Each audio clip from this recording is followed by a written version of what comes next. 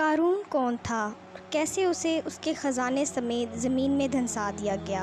اور حضرت موسیٰ علیہ السلام سے اس کا کیا رشتہ تھا؟ یہ سب جانیں گے آج کی اس ویڈیو میں تفصیل کے ساتھ۔ تو شروع کرتے ہیں۔ بسم اللہ الرحمن الرحیم۔ السلام علیکم ناظرین۔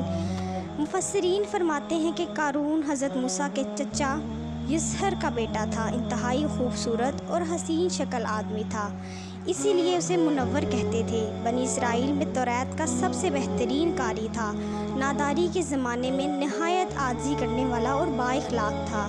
دولت ہاتھ آتے ہی اس کا حال تبدیل ہوا اور یہ منافق ہو گیا۔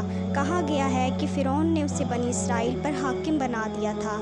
اللہ تعالیٰ نے اسے ایسے خزانے دیے تھے کہ جن کی چابیاں اٹھانا ایک طاقتور جماعت پر بھاری پڑتا تھا، اور یہ لوگ خزانوں کی چابیاں اٹھا کر تھک جایا کرتے تھے۔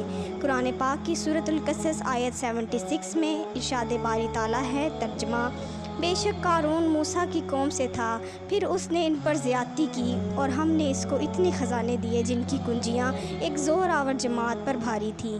جب اس سے اس کی قوم نے کہا اترا نہیں، بے شک اللہ تعالیٰ اترانے والوں کو دوست نہیں رکھتا۔ جب قارون سوار ہو کر نکلتا تو کئی خچروں پر اس کے خزانوں کی چابیاں لادی جاتی تھیں۔ قارون اور اس کے خزانوں کو زمین میں دھنسائے جانے کا واقعہ سیرت کے واقعات بیان کرنے والے علماء نے اس طرح ذکر کیا ہے کہ حضرت موسیٰ علیہ السلام نے بنی اسرائیل کو دریا کے پار لے جانے کے بعد قربانیوں کا انتظام حضرت ہارون علیہ السلام کے سپرد کر دیا۔ بنی اسرائیل اپنی قربانیاں حضرت ہارون علیہ السلام کے پاس لاتے اور وہ ان کو قربانیوں کو مذبح میں رکھتے، جہاں سے آسمان سے آگ اتر کر ان کو کھا لیتی تھی۔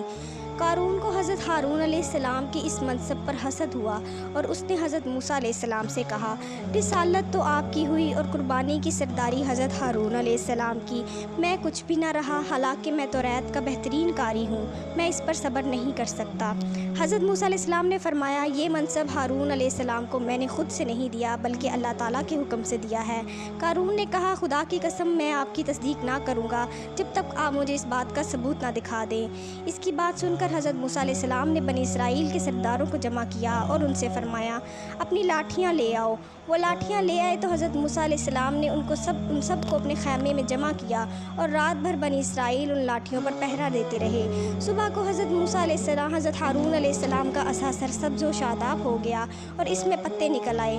حضرت موسیٰ علیہ السلام نے فرمایا، اے قارون، تو نے یہ دیکھا؟ قارون نے کہا، یہ آپ کے جادو سے کچھ عجیب نہیں۔ حضرت موسیٰ علیہ السلام اس کے ساتھ اچھی طرح پیش آتے رہے، لیکن وہ ہر وقت آپ کو ایذا دیتا اور اس کی سرکشی اور تکبر حضرت موسیٰ علیہ السلام کے ساتھ دن بدن ترقی پر رہی۔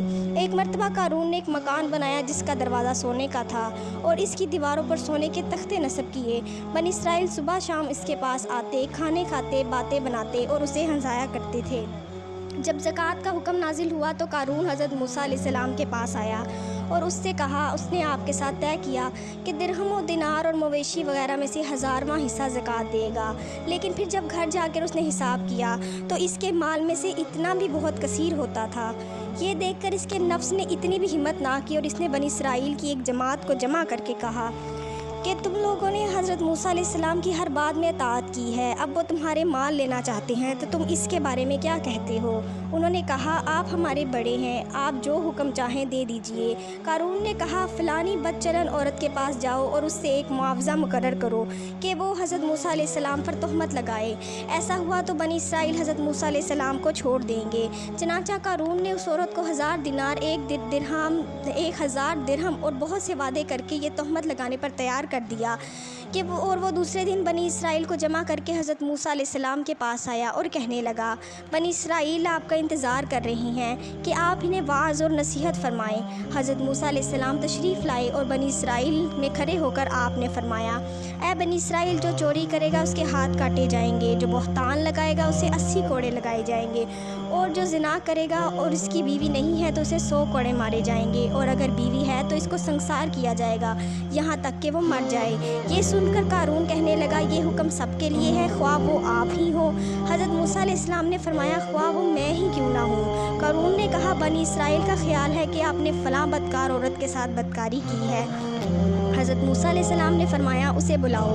وہ آئی تو حضرت موسیٰ نے فرمایا، اس کی قسم جس نے بنی اسرائیل کے لیے دریا پھاڑا اور اس میں راستے بنائے اور توریت نازل کی، تو جو بات سچ ہے وہ کہہ دے۔